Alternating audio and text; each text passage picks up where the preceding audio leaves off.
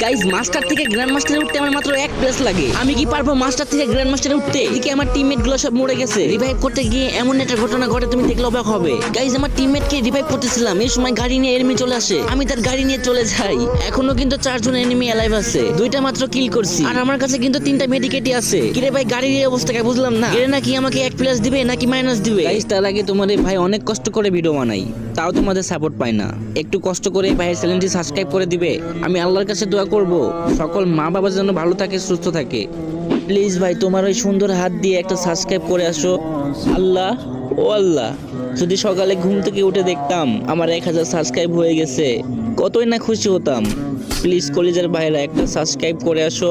চাও না ভাই একটা সাবস্ক্রাইব করে আসো প্লিজ ভাই, তোমার পায়ে পড়ি।